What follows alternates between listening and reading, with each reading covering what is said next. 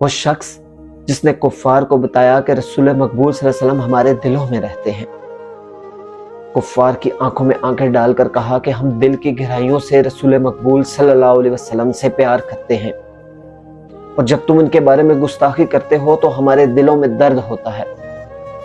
پھر اس شخص نے کہا کہ تمہیں پتہ ہے کہ دل کا درد سارے دردوں سے زیادہ تکلیف دہ ہوتا ہے، اور ہم یہ کبھی برداشت نہیں کریں گے کہ کوئی ہمارے پیارے آقا صلی اللہ علیہ وسلم کے بارے میں گستاخی کرے۔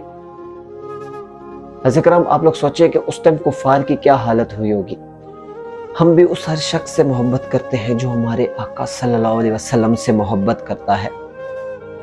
پھر پوچھتے ہیں خان نے کیا کیا، تو سنو۔ اس شخص نے پوری دنیا کو بتایا کہ آقا صلی اللہ علیہ وسلم سے محبت کرنے سے ہمارا ایمان مکمل ہوتا ہے۔ اس شخص نے ایاک نعبد و ایاک نستعین کے ذریعے سمجھا۔